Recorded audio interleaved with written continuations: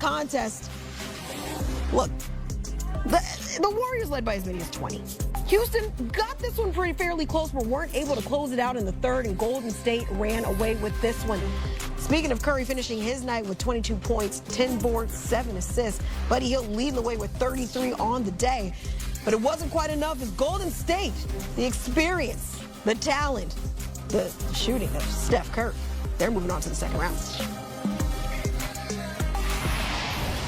Well, the Warriors' last ride, it ain't over just yet as we welcome in CBS Sports NBA analyst Bill Ryder and former coach and player Avery Johnson. So, guys, I was talking about this throughout this entire series. You know, you have this youth, you've got this experience, but it looks like experience did eventually outweigh the youth. The Warriors put things in overdrive as they'll be moving on. But, Coach, what stood out to you most from the Warriors' Game 7 performance?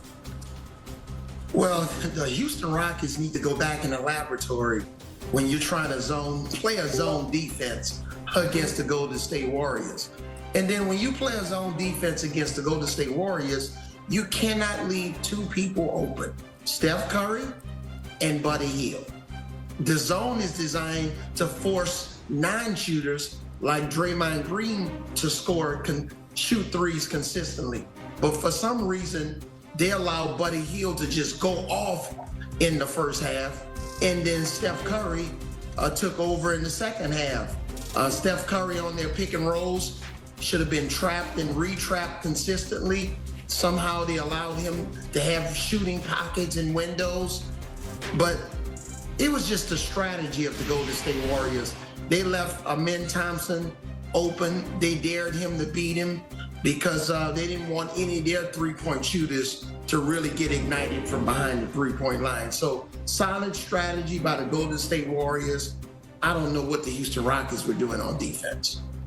Yeah, Coach is 100% right. And I'll just add that the combination of being young and inexperienced, Kiana, that you referenced, and the inability to shoot is a fairly toxic combination. Look, I think the Rockets have a really bright future.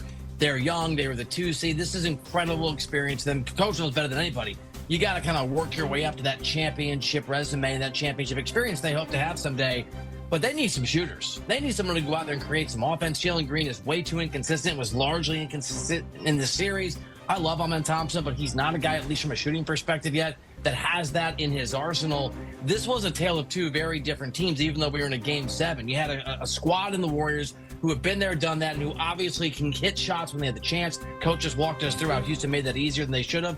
And this is a Rockets team. Look, they get a lot of offensive rebounds. They get out in transition. They score a lot of points that way, but that's not going to get it done in a Game 7 against a team like the Warriors. Yeah, Coach, Bill touched on it a little bit because he said this is a Rockets team that has a bright future. But I think if we take a step back and just kind of look at their season as a whole, it was an impressive season for this young team. Now they're coming off their first playoff appearance since the 2019-20 season. Young talent, but in your mind, Coach, what's next for Houston? Well, I agree with Bill. I think they need not just some more shooting, they need some experienced veterans, to guys that potentially have won championships on other teams, to come in and really teach these young players. It's not always about telestration from the coach. Your best teams, it's about demonstration from their teammates out there on the floor. The coach can only do so much, draw up certain plays, but they need active veteran players that can really show them on a day in, day out basis how to be professional, how to take care of their bodies. Jalen Green, he needs to live in the weight room the entire summer because he looked fatigued. He needs to put on a little bit of weight, but adding some veteran players is definitely going to help their coaching staff because the best teams are player-led teams. Avery's 100% right. And what's really interesting here is that a lot like the Thunder a year ago, the Rockets decided to let it ride, didn't make a move at the trade deadline. Like Oklahoma City, Houston has really impressive young players, including some who don't get a lot of minutes, and a lot of draft picks in the years ahead. Unlike the Thunder, who let it, I mean, they added Caruso and they added Hartenstein in the offseason. But unlike the Thunder, this Rockets team, as Coach just walked us through, is missing something. They are missing that veteran leadership. They are missing that scoring. And they can go get it. Every expectation around the NBA from everyone I've talked to, and I'm sure Coach too, is that Kevin Durant is not going to be a Sun next year. he's going to be on the market. The Rockets might want to be in on Kevin Durant. We don't know yet if Giannis Antetokounmpo is going to make himself available, but certainly there are people who think that's very, very possible. Maybe that's a closer that the Rockets want to be in on. The good news for Houston is that they want to. They have the ability to go out and get exactly what Avery just talked about. They can go out and they can be superstars or can be middle-of-the-road players, but they can go out and they can get help because they have the draft picks and they have the young players to do that if their front office is ambitious enough to do so in the offseason. I think, just talking to folks, I think they will be having gone out in the first round of the playoffs. I think they're going to see in this series, okay, we were good, we have a future, but we need to add the things Avery Johnson was just talking about. Yeah, absolutely. But now on the other side of this, we've got the Warriors moving on. You got this matchup against Anthony Edwards and this Timberwolves team. Golden State was 3-1 against Minnesota this season. That was without Jimmy Butler on the floor. So, Bill, how do you see? Give me your early projection. What are you looking for in this one? Paula's who the hell knows as an analysis. Is that good? Because I love both of these teams. So look, a little braggadocio here. I had the Warriors moving on, and I had the Timberwolves beating the Lakers. Minnesota's really good. Top 10 offense, top 10 defense. We know Anthony Edwards and what he's about, and we saw last year he levels up. He goes to another place, a better place in the postseason, in the playoffs.